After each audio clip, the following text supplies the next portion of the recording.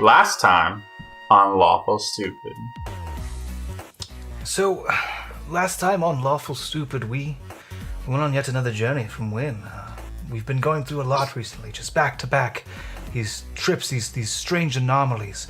Before that, just before these anomalies started happening back to back, there were strange dead spots in the torrent, so I think there may be some sort of tear in the veil that's causing us to repeatedly go through these quantum leaps through time and space, given us to by Wynn, and honestly, we haven't had really time to react whatsoever, and maybe, finally, the onslaught will end. Probably not, though. Oh, fuck! No. So we have a guest with us this episode. I realized last episode I did not introduce our guest right on the get because we had a good story plan, like a surprise kind of situation. But Joe, man, why don't you go ahead and introduce yourself? Like me, or my character? Yes, you. Okay, sorry. You. Not quite used to this whole guest thing yet.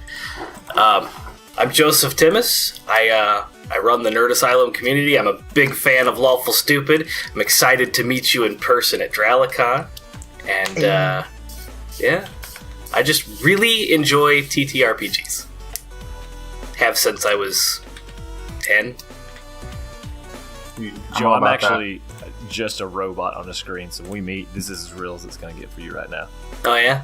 Yeah. That's actually a filter. He looks way more handsome in real life. Devin is like the gorillas. He's voiced by a real man from fucking bumfuck Tennessee, but in actuality, everything else about him is just animated, computer generated. Yeah. I love it.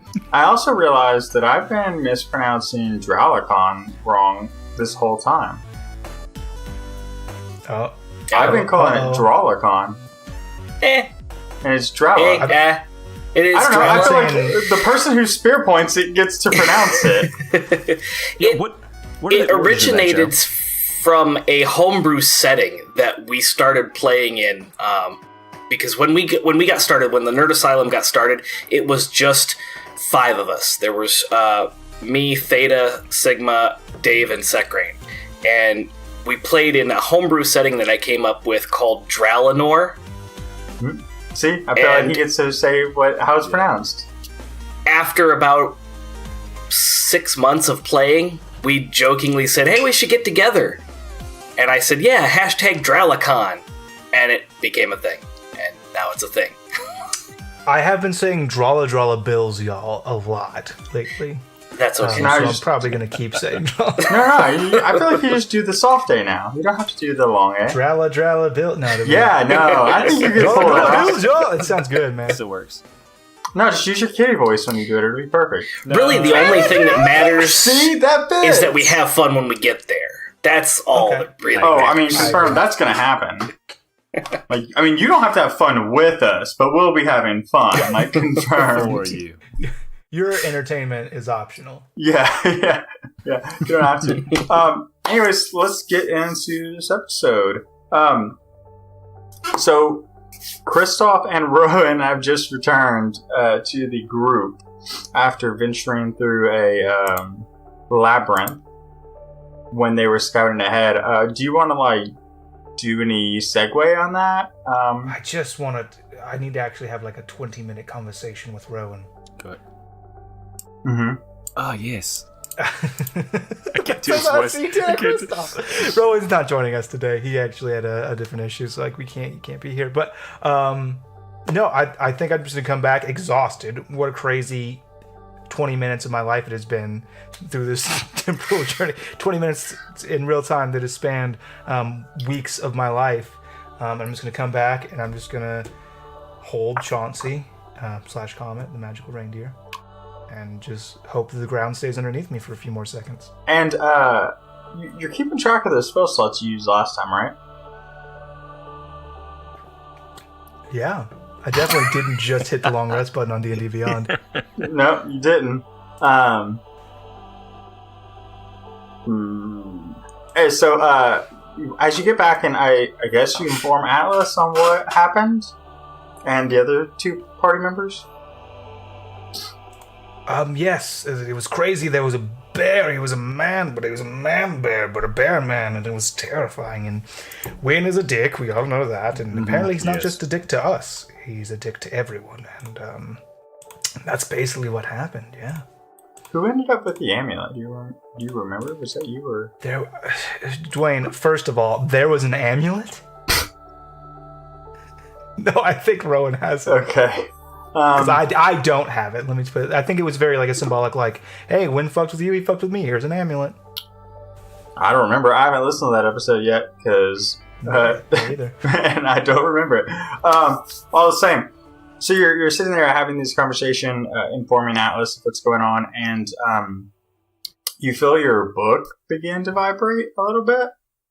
Like it begins to play the familiar song from the no, it begins to vibrate, and like this like gold thick mist kind of like pours off of it, and it's this is new. It swirls up around you and Atlas, and it pulls the two of you out of the fabric of reality. Not again. Tuesday, right? Tuesday. Yeah, and you guys watch. It's a little different because normally you're used to watching the world kind of go grayscale, and then, well, I mean, except for Shane. Oh, that's every day. Sorry, it took me a second to get that. He's colorblind. Yeah, very funny. Christoph isn't. We're in the D&D world right now. But you can't really tell. He looks just like a normal human would. Yeah. My eyes aren't fucking a gray slate gray eyeballs like, the world is dull and colorless. My entire existence is suffering and monotony. Why, God, why? Please slay me. Oh, I like that. Well, sometimes. How Shane jumps straight to like cataracts, like. What else would it be? You gotta slice those things off. Wait, did somebody say cataracts? No! Well, if we got barracks, we should have cataracts. Yeah, you're right. So the difference there is the world kind of falls away in pieces, like puzzle pieces. Exactly jigsaw shape. And as this darkness is forming, it begins to be put back together, piece by piece. And it looks like that, puzzle pieces. And the world around you that forms is that of like a town, like with cobblestone buildings and nicer roofs. And it looks like what you would expect like a royal town to be, where it's like everything is made of cobblestone and stone. Like clearly this town is extremely wealthy. They have a sewer system. Confirmed. Yeah. And so at first you're standing in this like empty space. I mean, it's yes and.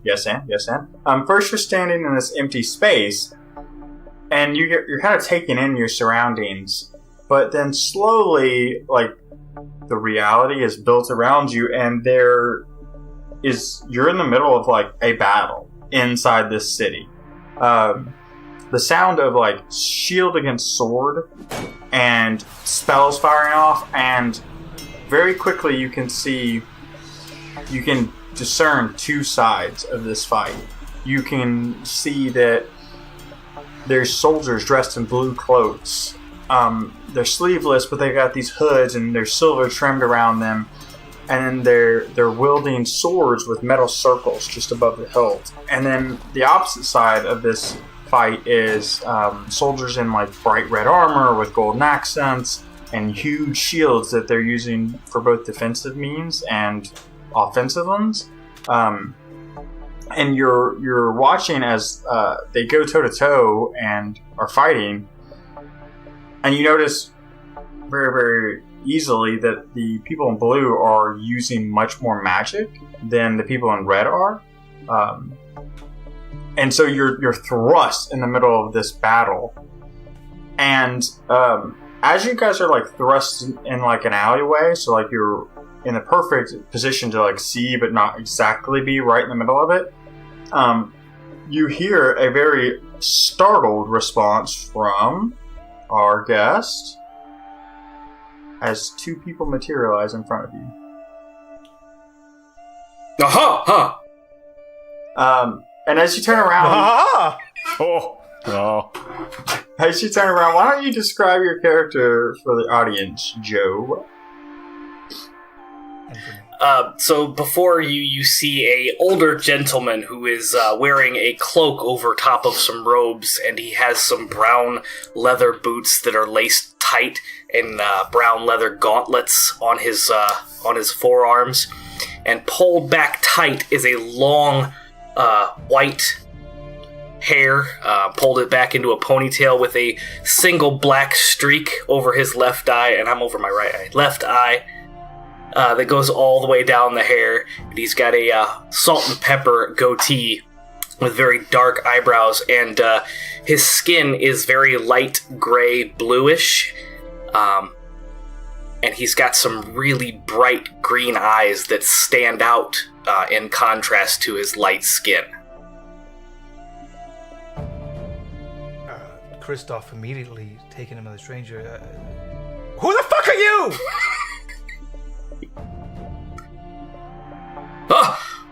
The same could be asked of you, young man. I'm Kristoff. Who are you? I am Halatus. And I'm going to, stand up straight and proper. Are you chronic halitosis? No, just temporary. Okay, good to know. Yes, it's not been diagnosed yet, but... Halatus, what? Okay, kind of more in media res than we're used to. Atlas. Yeah. Take up a defensive position. There seems to be combat. I'm gonna go. Okay, I'm just gonna peer out the edge of the alleyway here. Is that what you're asking me? Yeah, I'll see what's going on. You're the fucking Battleborn graduate. Yeah, Halatos. I see two people fighting each other. Which side are we on? Which side are you on? What is going on? I do not pick sides in this battle, but we must get to the gem. It's no time to work out. I do love a good pump, some iron going on, but this does not seem like the time. Son of a bitch. No, not the gym. The gem. The gem. I still hear this. He means a sparkly The stone. gem, and I'm gonna point towards the center of the town. I will look and sorry. I assume I see things there, Dwayne. Yeah, paint me a picture. so when you turn around, you can see this battle unfolding, and it's like you're staring at the open street, which is wide enough for carts and traffic and a market to be stood. But in the distance, you can kind of see just the top of a ruby red gem. So it's just the tip of it. Just the tip of it. So it's standing above the roof. So it's super huge, and you can just see the tip. Yeah, we get it. Yeah. Yeah. I'll ride into your joke real hard so it's less funny. And yeah, so you can see it in the distance. Okay. So it's a ruby sticking out of a roof. No, it's not sticking out of a roof. It's peeking above, right? I see. So I see a roof and then I see a ruby. So I don't actually see any red roofs. Not from where you are. Okay, understood. Okay, so we need to keep the gym safe. Is that what I'm picking up? No, we need to get to the gem. It's the only thing allowing the Guardians to make their assault. Dude, understood. All right, so I guess we gotta make it over to the gym, right? Yes, let's go, new friend. Friend. Yes, let's go. Well, you don't have to be so Yeah, hesitant let's about it. Yeah, You could just go with it. You don't have to make it a thing. just got Friend, heavy. that's a bit forward. We just met. I don't know if I would say friend. I love it. Yeah, so you guys turn about face and are going to head through the battle to get to I mean, I'll just levitate over it, right? No, that's a bad idea. Yeah, go ahead. That won't cause any problems. Oh, that's excuse me, pardon me. Coming through. Do you know who I am? Is there like a side alley street? Is there like I mean, you're in an alley street, so you guys can take alley streets around towards this gym. Yeah, we should avoid the conflict as much as possible. Yeah. Alex's question: Who belongs to this town? Which colors are protecting this town, and which colors seem to be attacking? Oh, were you asking me or? Yes. Oh, I was looking around. The stoic. I like this guy is so old. Holding his cards close to his chest. The people in the blue are the Arcanists. Am I right? Mm-hmm. Did I make okay? Confirm? Yes. No. And the Guardians have kind of pushed their way in here, and I'm not really choosing sides. No side is better than the other, but they are causing mass chaos and killing innocent civilians, and we must stop this battle immediately. Yes, so, blue team is the bad guys we're saying here. Red team is trying to protect the Who's the home gym. team? Not bad or good, but who's the home team? I'm the home team. What color? I'm on Team Halifax. You've swayed me. If you were to, pick a team but not necessarily fight for that team, what team would it be? The common Just folk. To root for. Okay. Is they all the common folk? Do you see that right there? That is what I'm talking about. That guy did nothing wrong, and he's an innocent civilian. And I'm gonna rush over. Just get murked in front of us? Yes, and this is the game I play. I'm in combat. I roll initiative. I ain't letting them murk innocents. No, not gonna roll hard initiatives on that. So what you see as he calls, like, look that. You watch like an Arcanist cast like an arcane, like an arc lightning spell, and while it dances across 3 or 4 guardians, you see like a shopkeep who's like trying to get out of the way, get hit by it, and he goes down hard. But the Arcanist doesn't stop; he just continues attacking the guardians. Like he has no concern for the fact that there was collateral damage. I'll take a spear out and throw it at his chest. Sure. Roll ranged attack there. Or ranged attack, please. That's a 14. Yeah, that's not going to cut the mustard, Big Cheese. So when you do that, you see like this like invisible barrier, almost like deflect your spear as you throw it. And he like turns to see you, and group roll a dexterity saving throw, please. Whole group. I'd love to. Dexterity saving throw. Yep. I can't read that. That's too small. 17. Okay. 17. Okay. 18. Okay. Plus 19. I love the position on his monitor. That means it's like 26. way up there. I fucking love that. It's on the ceiling. I have it's that nice. monitor, that monitor, that monitor. No, I love it, man. At work, I have a bank of 4, and it's real nice. Anyways, all of you are going to take half of this lightning damage as the Arcanist like turns that like arc lightning onto you all, and you're gonna take 6 force damage because it's like pure arcane torrent magic.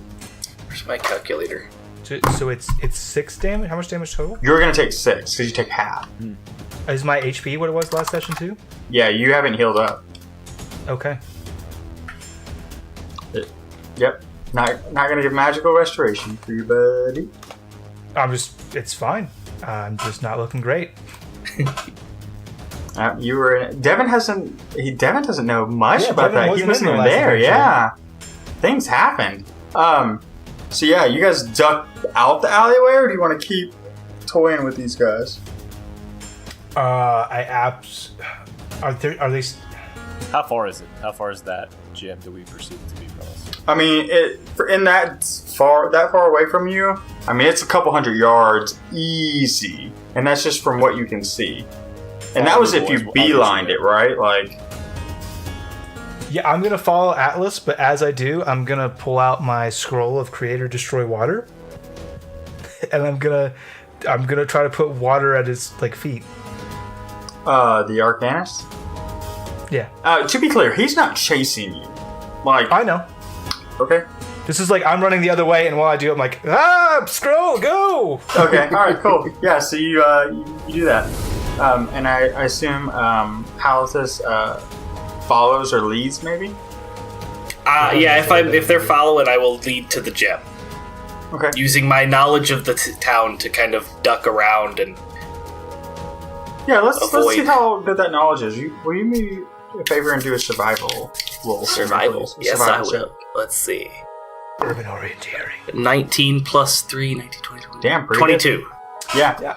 Yeah, so you don't have a problem navigating through these alleyways, and I think at one point you even lead the boys through a shop. You guys are going down the alley, and you oh, this will be faster, and you just open a door and usher through, and there's a shopkeep. Point of order. What? Point of order. What kind of shop? It's a tailor shop. Nope. Yes, it's a pawn shop. It's a pawn shop. Pawn your wares. I got a guy for that. No. There's a tailor shop, and it's these elegant dresses that are being made. Okay, so you guys, you're not gonna swipe one for Rowan or for Avia or whatever to take back? I was like, man, if we run through a potion shop, I'm gonna little mage hand action going on. Yeah, but no, we are not. So. No, so you kind of bust through, and this old man who's working on this mannequin in this dress kind of is startled as all of you guys just Scooby Doo bust through, run to the next door, and bust through. If I may, I'm not sure if it's Scooby Doo. In Christoph eyes, I'm gonna Ferris Bueller the shit out of this. So I'm gonna go through nice dress. Yeah, there you go. A kitchen smells great. Yep. Yeah. So you guys bust through the shop and then come out in this next alleyway, and you see a street that's a little more open. There's combat going on between these two sides, but it's not nearly as condensed, right? Where it's oh, if you push through that, you were gonna get hit, right? You can see there's a couple groups sparring off, but you have to cross the street to get onto the other side. How do you guys want to play that? Brute force. I mean, so he's gonna do that. He already said it. That's already his plan. So he's doing that. But while he's doing that, I've got something for this. I gotta have something for this. So, goes through the spells furiously. Halitus would kind of do that acrobatic, swinging off the walls and jumping over people and just kind of trying to avoid immediate conflict, but not avoiding the conflict. The conflict entirely. Okay. Yeah. I'm gonna go ahead and twin a spell, Dwayne. Uh-oh. I'm gonna twin haste on myself and Halitus. Okay. Well, because Alex is fast and athletic naturally. This guy's kind of... Yeah, that's going to give you a lot of movement speed. I will give you both advantage on your acrobatics check as you're going across the city, the streetway. And Atlas, do me a favor and roll an athletics check as you go through. And you want us to do acrobatics? Acrobatics with advantage since you have haste. Oh, thank God I have advantage. Same here. 10. Okay. 16 and acrobatics is a plus 8, 16, 17, 18, 19, 20. My dude. 24. Was your first one a 1? It was a 2. I rolled a 1 and also a 16. Nice. Okay, so Devin, roll me a Constitution saving throw, please. Sorry. Crit 20. Oh, nice. Good deal. Wasted. Well, is it though? I don't know. You tell me.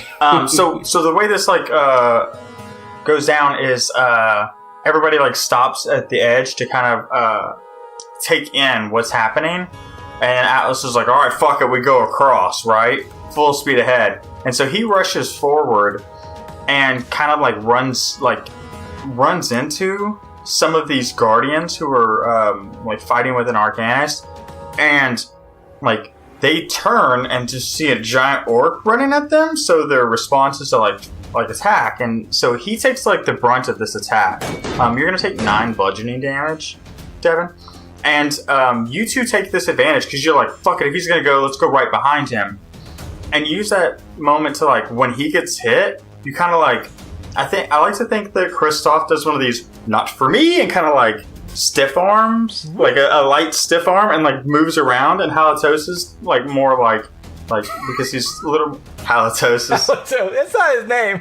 It got me. Halitosis, like I think you being who you are and the class you are, you like walk up Atlas's back and kind of leap over the group, and then you guys make it onto the other side, and Atlas, you are able to like push your way through and get there with them. You just took a few more points of damage on the way over, and so you guys make it into this alleyway. Does it look safe? It does look much safer than where you were. There's no one there that you can see. Yeah, I'm gonna break concentration. Halatis and I are stunned for 6 seconds as we kind of just catch our breath. Atlas, what do you do while they're like stunned? I also just mock them. I just stand there, waiting. It's kind of like this overwhelming flow of energy leaves us, and we're kind of just heaving for a second. I want to make sure I broke that in a spot where we were safe. Yeah, it's like the come down off like an adrenaline. Off of drugs. I was going to say adrenaline, but yeah, you can do drugs. If they made it to the alleyway first, then what I would, as soon as I made it, I would see them and turn around and see if anyone had been following us. Yeah, do a perception check, please. 14. You don't notice anybody following you guys. So you guys head down this alleyway, and it's Halithus is still leading you guys, and you're kind of going left and right, and you notice he begins leading you like upstairs, and then you guys go up like 2 or 3 flights of stairs, and he like shoves up onto the top of a roof. And now you guys curiously strong for an older gentleman. For climbing under a roof? I guess the barrier is low with Atlas. Anybody who's not an orc. He also did just run over my back and jump over dudes. That doesn't make him strong. Yes, and Dwayne, he reaches up to get on the roof, and he's just like fucking 16 pull-ups. Yeah, there you go. Oh, no, actually, he just pulls the roof down to meet him. Yeah, there you go. And steps over normal. Yeah, I know. Yeah, you should see. Worth it. The building compresses just like it was a 2-story building instead of 1 story. Yeah, exactly. So he climbs up onto this roof, and you guys can see 6 roofs over. That you get a better look at that gem, and you can see that it's like this larger ruby, and it's being escorted by like a squadron of these guardians on what you can see is like a mechanical contraption. It's got wheels and stuff like that, but it's made of metal, and it's technology you're not like specifically familiar with. The only thing that you can really compare it to is the stuff that you saw the Reclaimers using. And so you guys see that. Alex says, where are they taking that? Where are they taking that? I mean, you just know that it's like... So they started this fight in the east, and they've been pushing in towards the southeast of the city, and you know that is helping them win the battle. You're not 100% sure what it's doing, but as the fight moves closer towards the keep, they're bringing that closer. Okay. Then I would convey that in... I'm not quite sure what it does, but it seems like it is giving them inspiration or power. It is the key focal point as to how they're moving their troops throughout the city. I think if we take this gem out or take it down or take it away from them, the fighting will disperse.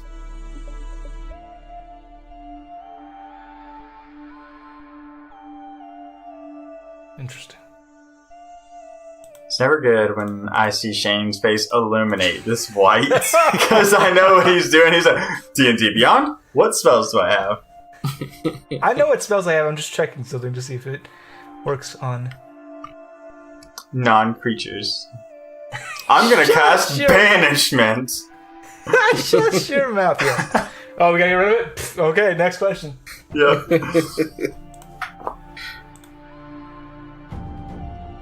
Anybody else? Why are the other soldiers attacking it if it's that easy? How far away are we from the gym? About 6 rooftops, so like about 6 blocks, give or take. How many feet is a block? I don't know. Let me Google that. 200 and let's look it up. I got it.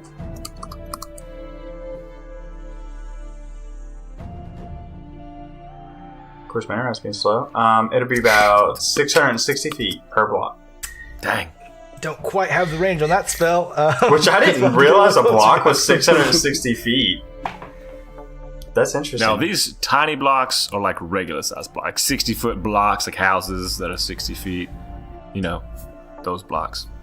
I got it. Okay, are we roof hopping? How are we or doing are they this? big blocks?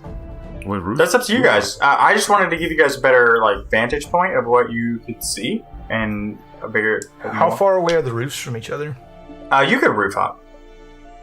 Okay, yeah, let's hop. Roof hop it is. Yeah, I mean they're they're alleyways between them, so you're gonna have to jump. Yeah, run and jump. Yeah. It's not just gonna be 1 foot, 1 foot. No, it's a run and jump over the alley. Yeah, it's like run, jump, roll, land, run, jump, exactly. roll, land. Yeah, I got you. And so Yeah. we're not. Are you guys trying to get right next to it or just closer? Before I would like to get within 60 feet of it. Okay. Halitus is going straight for the house that would be next to the gem. He wants to get right on top of it to assess the guard situation. Okay. So we're gonna do instead of doing multiple checks, we're just gonna do one check. And that's gonna be an athletics check for you all. Plus 4. 12, 13, 14, 15, 16. Okay. Oh, everybody? Oh, everybody. I mean, everybody's jumping, right? Yeah. Okay, yeah, definitely. 17 plus 18, 19, 20, 21. 12. Okay. So, you three all run and leap off this first roof, and it's about level with the first jump, and you kind of hit and you roll, some more gracefully than the others, and as you scramble back up, you notice the next one's a little bit higher, so you guys jump up and have to grab and pull yourselves up to the next one, and then you kind of make it over easier and easier, and then the last jump, Atlas and Halitus, you guys leap, and it's the longest of the jumps, right? But it's lower, so you kind of leap, and especially Atlas, you feel gravity start to kind of take you, man. And you guys hit this roof, and the way you land, Atlas, you actually feel shingles and stuff like that, start breaking and sliding off the edge. And Kristoff, you leap, and you're oh yes. And then got it. You kind of see that you're not gonna make it. As you get closer, that this was a piss poor idea for you. We'll let somebody react. Can I whip around real quick and try to grab his wrist? Yeah, roll a sleight of hand. Okay. Yeah, I was gonna let somebody react to try and save you. Or you. 14, you have spells. 15, 16, 17, 18. I have one spell slot left that I need to do the thing that could have saved me, or the thing that's going to end this conversation. Gotcha.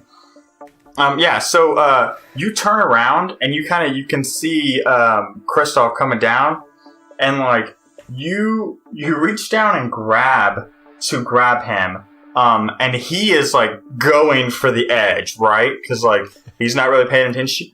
You get Kristoff by the horn. Very sensitive. And I think Kristoff yell out in pain, and then you grab his arm and alleviate that situation as scurry up like a quickly squirrel. as possible, right? Let go of the horn, let go of the horn. And so now you all are up there, and you're on this roof, essentially above, and as like the you hear the roof tiles and shingles like landing and breaking below. You can kind of hear soldiers like murmuring and like that got their attention. Just gonna wave. How close are we now? I mean, they're not looking at you, but like you guys, you guys aren't like looking down straight at them, right? Like over the edge, like you're on a roof and you have height. They just that's curious, right? What's the pitch on this roof, Dwayne? Is it hard it's to about stand? it's about it's got a yaw of 70. No, think like think it's not like a what is that? That wouldn't be like a 45 degree. It's like a slant on it. Like you could stand pretty easily, and like you can like they're not gonna be able to look up and see you. Okay. Without like having to climb up on top of another roof or something like that, because you're a couple stories above them. Sorry, what did you want to say? You're within range of 60 feet now, because you're like right next to it. It's a little wombo combo with a little hasten spell action for a levitate and then a mage hand to grab it. The gem? Yeah, so I'm going to cast levitate on the gem. It'll float 10 feet in the air and become weightless, and then my mage hand will come and scoop it up and bring it to me.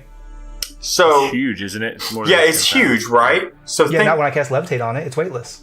I understand that, but the thing is huge, right?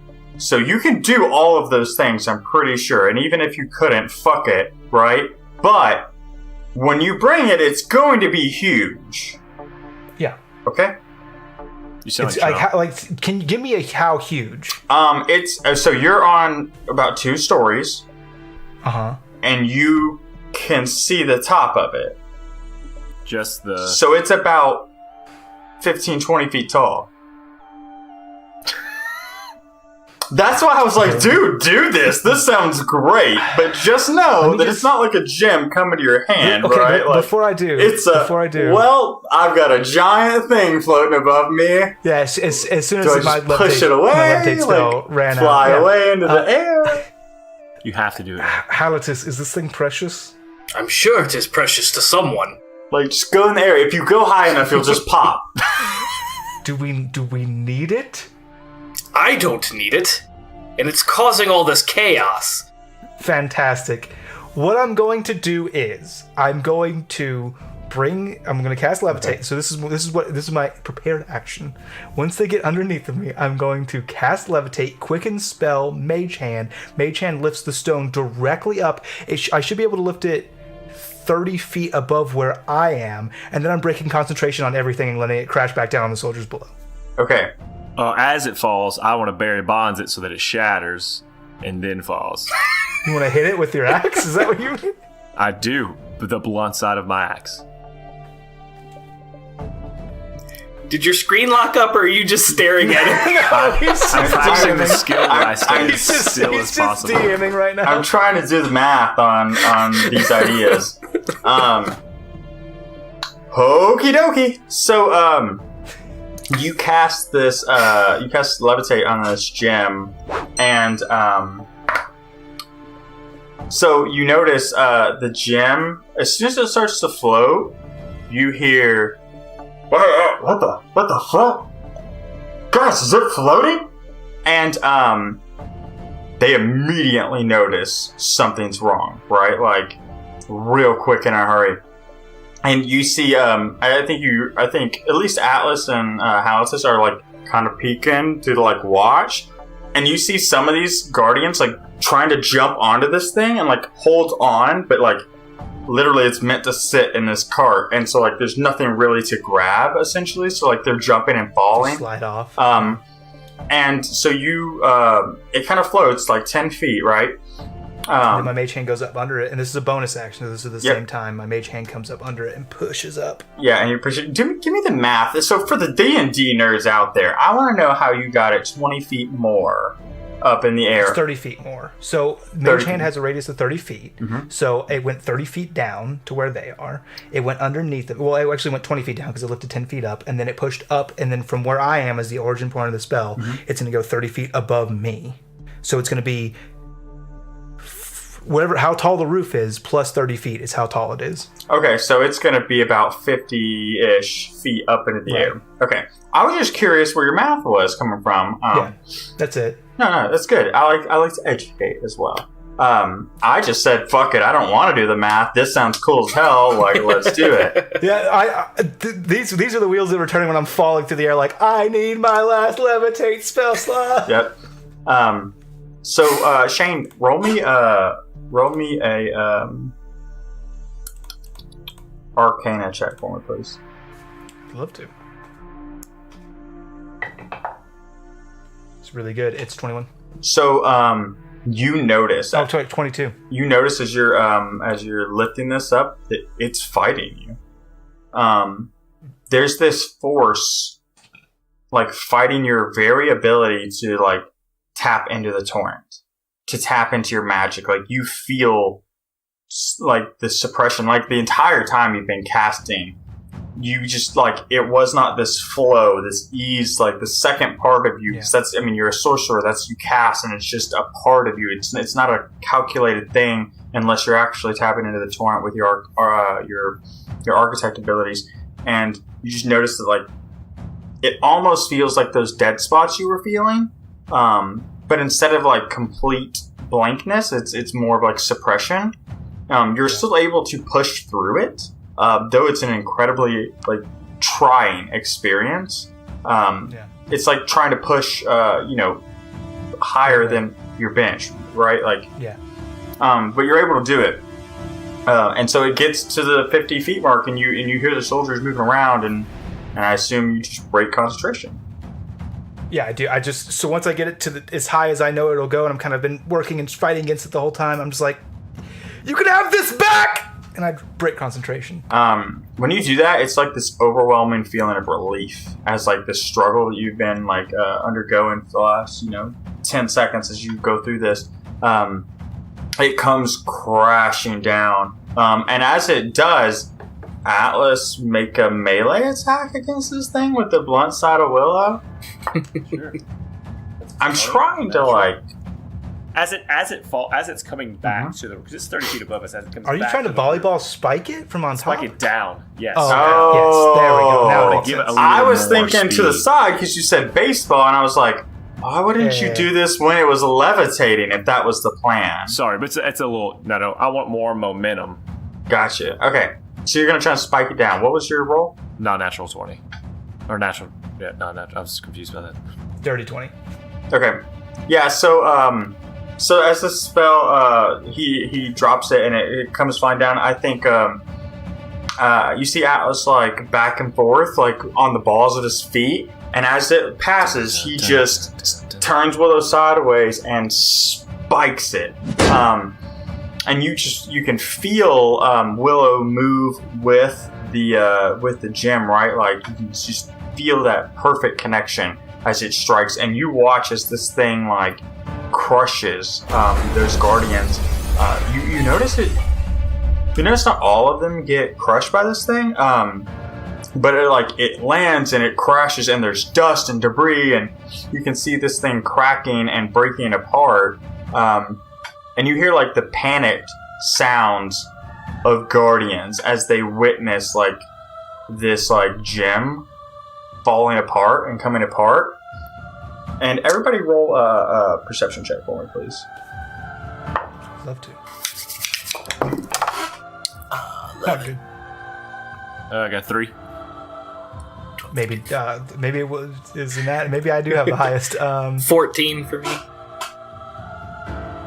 10. Okay, so Palace, you can hear in the distance this like you can both hear and kind of feel it, the wave of emotion and cheering from the Arcanist side. Like you can feel that tide in the battle change, and then you can hear that followed with the intensified noise of spell work. And in the distance, you can kind of see guardians beginning to retreat as like Arcanists are just laying down the heat. Good job, fellas. Now, we need to maintain the balance and make sure we minimize the collateral damage. Yes, point me to where I can be of use. If people need aid, I'll go help them. I'm very tired. And as he like talks about minimizing like the casualties and stuff like that, you guys kind of see in the distance guardians like now like trying to back up, like do a strategic retreat, and it doesn't take long before they notice like that's not helping because they're just straight up getting murdered. They came in with a very specific plan, and now you three have foiled it. Goofed it up. And so like you're starting to see them like take heavy casualties. And behind you, you all hear like the weight of like soldiers on the other side of the roof that you're on. And before you know it, there's like 8 of these guardians opposite side of you, like trying to engage you. Wall of water, cone of cold. And you do that? I got enough left. I got thought you enough left just in the said you tank. had your last spell slot. My last 2nd level spell slot, which is what I have to use for levitate. Gotcha. I still have my high end spell slots. I want to look over and say, Hallis, if that stone is still together, if it's completely shattered, does it make them weaker? It seems like that's the case. I do believe, after seeing everything happen, that this gem was some sort of arcane suppression gem or something. It had an effect on you, and he points to Kristoff. Yeah, thank you. I was Gotcha. blanking there. Yes, I'm busy. I'm honestly not paying attention. I'm casting spells. So it being intact currently, even though it's cracked, it's still together. If it is smashed into pieces, Oh, it's crumbling in pieces. Yeah, no, it's like falling apart from the hit. It's just because like how big it was. Like it didn't just like fall quickly, right? It's like a building where it like falls in pieces and slowly staggers apart. Yeah. So you cast Wall of Water and you start doing Cone of Cold. You're able to freeze out most of them, right? Some of them are able to jump through in time. And so like They still get hit by the cone. Oh yeah, they're still going to take the damage, right? Yeah. So why don't you go ahead and roll that damage? Yeah, we'll do. Yeah, but I mean, you also remember these boys are designed to fight. Yeah, no, I got it. I'm Spellcasters. just saying. No. So am I. They have a save to make to take half damage. It's a Constitution saving Okay. throw. Cool. Oh, okay. Oh, and I would roll as worst as possible. I rolled a 2 and a 3. They're not going to win. Good. All right, there's 3 of them. Hold I on. rolled really good damage too. Oh, nope. I shit you not. Roll 3 d20s. 2, 3, 4. No.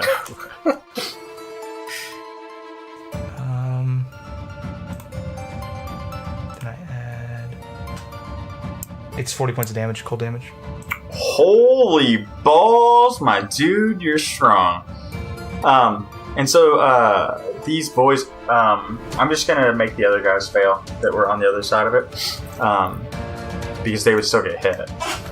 The ones that didn't make it to the Wall of Water in time, confirm. Yeah. Yeah. So So the ones that they would still get hit on the other side, but also there's an ice wall there. right, that's what I'm saying. Like I didn't roll for them, and so I'm just gonna auto fit them. So the 3 that come across, like you see them all like bring their shield up as they like hit this cone of cold, and when they land, like you can tell like they took damage, but it wasn't. You can just tell it wasn't as effective as you expected it to be. And these 3 guys, like it's like a large dragonborn and like a beefier human, and followed by like a dwarf, and they're all in this red armor with like shields the size of their bodies, essentially. I do just have to say that because of the feat that I took at level 4, they can't have resistance to my ice damage. Okay. Cool. Okay. Yeah, I mean they'll still take canonically 40 points of damage. Yeah, but but Kristoff, thematically. yeah, Yeah. feels like that's not great. Like, because the act of them resisting, they'll still take 40 damage, right? Understood. And so they like head your direction to attack. And as they do, the other half of this roof that you're on, like, explodes. And it's like a flash that you can barely see. It comes from the right, and it's like this flash of light, and this bolt of energy hits that roof, and it collapses, and these 3 guardians fall through it. And on the other side, across the alleyway, or across the street, you see a man in blue with a hood, and you can see like his auburn hair, and you can see that unlike the other Arcanist, he's got a sword in his left hand, and in his right hand he's got that gauntlet that you all 100% know, but it's a much, much younger version of Fendel. You recognize him very quickly, but he doesn't have a beard. It is the younger version of Fendel.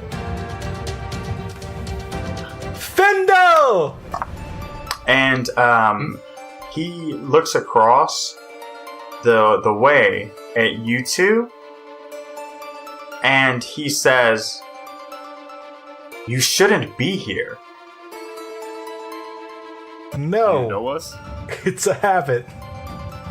And after he says that, you kind of feel your world be taken away.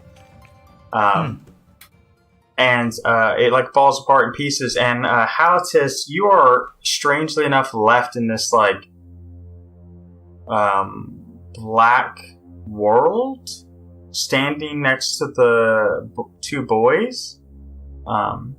And traditionally, this is the part of the podcast where we allow our guests to give the boys like an item that you have, or like that your character would thematically have. You don't have to put like too much thought into anything other than like something cool your character might have to give them, and then I usually spin it up into a magic item of some kind. They have been giving god fruit. They've been given rings, bracelets.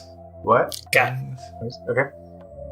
I got a brooch that clasps the cloak over my robes that is in the shape of a it's like a half circle, and it's got a like key that comes out and kind of forms an upside down T, and in the center of it is a black gem. It's only about 2 inches tall. And I'm just going to take that off and give it to Atlas. And then out of the back of my cloak, there's a feather, a black and white feather that matches the color of my hair. And I'm going to give that to Kristoff. Oh. I'm gonna take the brooch that's kind of worn on mine. It's just a run of the mill that holds my cape on, and I'm gonna give that to you, and I'm gonna put yours on to hold my cape. Oh, nice. So you give him. I take my old ratty feather that I have that I keep, and I replace it with this new awesome one, and I give you. Or canonically, Kristoff pulls out Rowan's hat. I didn't think he would need it. Boop, pops his feather out. No. Oh God, no! First of all, I don't think I could even hold Rowan's hat. Rowan comes back. Where the fuck is my feather? I don't think I would survive just contact with it. It's so powerful. Yeah, and so after you guys exchange these items, you're given this worn clasp in exchange for this much nicer one, it sounds like, which is now canonically Atlas's thing. I don't have anything nice for you. Take what I don't need anymore. Listen, this represents many battles, many trials, tribulations, but also lots of happiness. I wiped off most of blood. Yeah, I literally have nothing to give to anyone. I'm like, what do we got? Nothing. Just a lot of hopes and dreams. I mean, you could give him the promise that if he calls out your name, just whisper your name and you'll show up. Well, I mean, that's for anyone who I consider a true friend, and as previously mentioned, your friend. So if you whisper my name, I will be there. And in small fine the print. name. It takes time. Eventually. There is travel. Yeah, eventually. Yeah. You have to pay him per diem as well. He's not going to come for free. Yeah, when you get there, he's like, all right, listen, here's my Just expenses before I even save you. You agree to these, and we're in. Yeah, so Hal says you unfortunately are left behind. But boys, you find yourself... do we have time for parting words, Dwayne? Yeah, you have parting words. Absolutely. Halitus, I have no idea what's going on here. But when the time came and there was conflicting forces, you looked out for the little guy, and thank you for that. We need more people like you. Yes, we do. And humble, too. So humble. We're friends! Whoa. I'm also a champion of the people who's very full of himself. It's fine. I knew there was something about you. You're very handsome. The champion of the Halitus, if powerful. you get a chance to chronicle this event, Atlas is how you spell my name. I would much appreciate that. And if Are you sure it's an AS and not a US? Yes, So it's Atlas and not Atlas. correct. Okay. But it sounds like the other one you said, but you spell it the opposite way. You know what? Do whatever you want. Oh, we're kind of like frozen in time, right? We're in like this darkened world. Yeah. I'm gonna kind of point over to young Findle, who's like frozen now in the distance. If you could just, I know this is strange, and you don't have to if you don't want to, but if you could just go over to that guy and just give him the biggest hug. I'm not one for physical contact, but a friendly handshake? Just the biggest, warmest hug. Just wrap him up in your bosom. I'm confused always. Bosom, is that butt or chest? I never can remember. It's chest. Okay. It's chest. That makes more sense. I would consider it a personal favor. I mean, because it sounds like it would be a butt, like starts with a B. It does sound like a butt word, but it's not one. You two are very unique. I shall honor your request. Thank you. And in return, here's 50 gold. We've never been to a store ever, so have 50 gold. I'm not even sure if this currency is valid. Next episode, we were going to go shopping For an hour. for an hour. That's all we were going to do, and now you just spent your gold. We've never done it. So Yes, well, as I am as a monk and live in a monastery, I have no need for this, so... He throws it down. I don't need this shit. He throws it in your face. he throws it over the roof. Oh, fuck this. He learns a new skill, throw gold coin. It's like a level 3 spell. It just does a lot of damage. buy bread for the peasants, reconstruction, tend to the wounded, whatever you need. Help people. Thanks for hugging Findle. Yep, and so you guys find yourself back on the cliff of the Ridge Crest Mountain. Now surrounded by Rowan, Captain Tyndall, and Graylin the Great. Is there anything, Guys, you would not believe what just happened. That's where we're gonna stop the episode.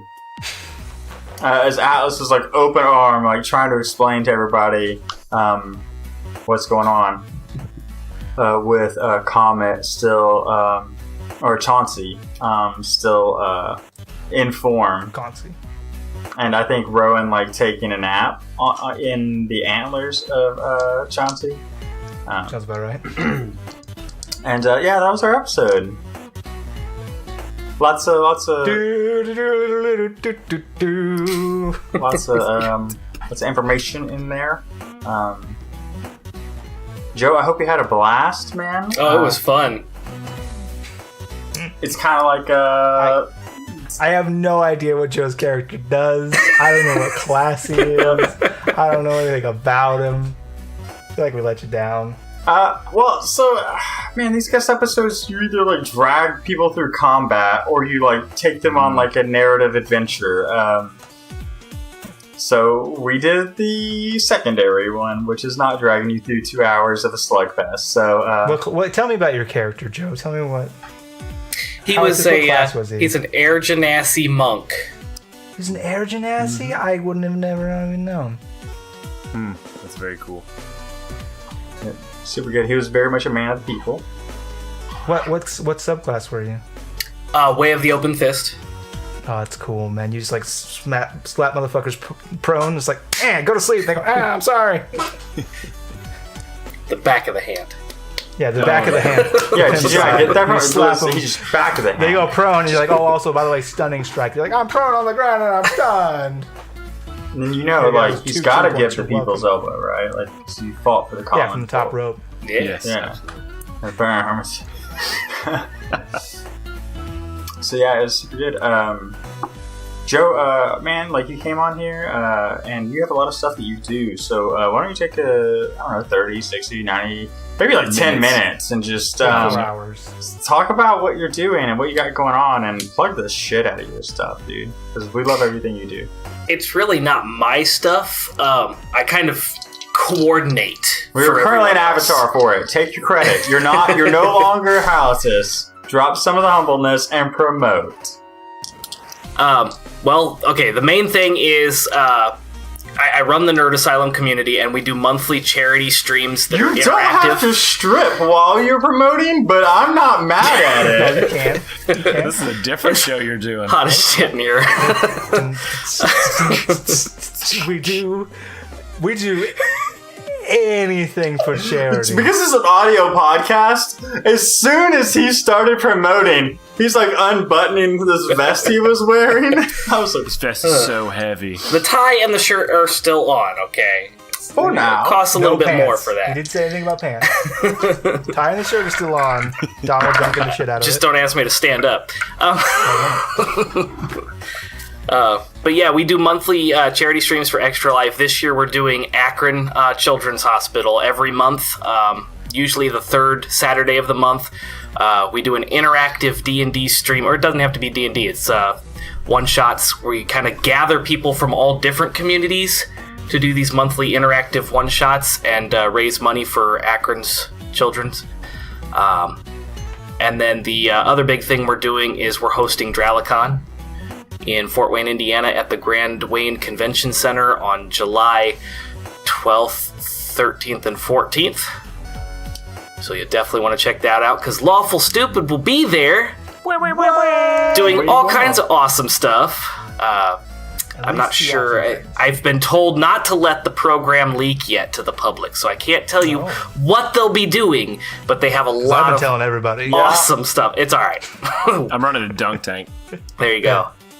I'm doing. He's gonna spray paint himself white, like ivory white, and walk around as Atlas.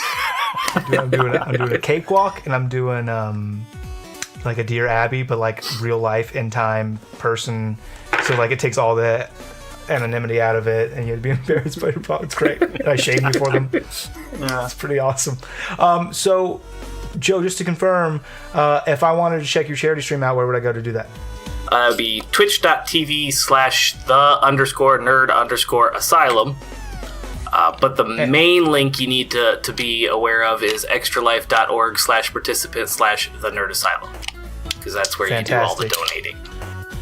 And if I needed to get tickets to Dralicon, where would I get them? Dralicon.com/tickets. Too easy. Yeah. And if the gnomes and the fairies can cooperate, maybe those links will be in the description. They will be. Thank you, Joe, for joining us. Appreciate you so much. No, thank you for having me. It was a great time. Yeah, man, it's good stuff. Good time about. I'm super excited about Dralicon. I'm most excited about Shane's Pantheon thing, the D&D Sunday School. My D&D Sunday School. Mainly because I'm excited for Devin to physically be present and have to be uncomfortable with the fact that this is like a religious thing as well as a D&D thing at the same time. So that's gonna be fun. I'm excited for that. I mean, it's just we have to realize that Devin is a man of the cloth, for one, count 'em, one whole god, weak sauce. I'm like a man of the cloth for like 20. Yep. So I'm gonna find my Gosh, I'm T-Paz loving mug. that, 100% gonna find my T-Paz mug and bring it for that, and just like sip out of it. Even when it's empty, I'm just gonna sip out of it. You wouldn't. It's a symbol of our actually really friendship. interesting. You're right. So we don't usually talk about this, like the deep mechanics of it, but that feather that Halatos gave to Kristoff, it actually has a magical ability that gives me advantage on all Roll for Humanity rolls until Drawlicon. Oh, yeah, that's true. So that's a neat thing. Yeah. So I'm going to do that now. Hey, Dwayne. Tell me what I gotta know. When is this episode airing? This come out. This will be March. Know. This is March still? Yeah. Okay. Wait. When you say still, I'm pretty sure it's March. I thought it was a safe guess. Well, last time we did March too. So it's March. I mean, we've done like 50 March episodes now, so that's fine. Those Lawful Stupid Boys were in March for a long time. Change it for wrong. Just like dub over us. This is April, and the charity this episode comes out in February. Yeah. Get your work cut out for you. February. Will this be episode 12? Yes. Dude, no one knows. What is your charity for this month? The charity for the month in March, thank you for asking, is In the Backlog. What In the Backlog does is currently in the United States, you can actually go to inthebacklog.org. You'll see state by state across the country, there's just so many untested rape kits that are pending process, and it's because of outdated legislation that exists within several states. You can go through each state and see exactly how many in real time are existing in your own state. If you're in the great state of Kentucky, the answer is 0. Kentucky's the best. But other states, they have help. They need help, and this kind of they want to end that backlog of untested kits. So with advantage, we're looking at 15. Wow, that's good. $15 to end the backlog to continue with our current trend for the month of March. The Nerd Asylum is going to roll for that as well. Ooh. And that's a nat 20. Whoa! Oh, I love it. Oh. So That's a first. I think that's the first we've had. Yeah. No, it's absolutely not. So I think you No. double that First if grade, you nat yes. 20, right? So that would be 40, right? Yeah, I mean, those are the rules. I think it doubles all rolls, so I think that our 15 doubles too to a 30, which means that $70 for In the Backlog. We paused to do the math, and Devin's giving him this big. You did it right. Those are the right numbers. Yeah, look at me. Everyone's giving me thumbs up. Like, Shane did math. Shane did math. Keep going. Those are both the numbers that you needed. So $70 between Nerd Asylum and Lawful Stupid for In the Backlog. End it. Yeah. So that was a good episode. And boys, I feel like the only thing that's appropriate now is we play them out. Bye. Bye. Bye. Love you, mean it.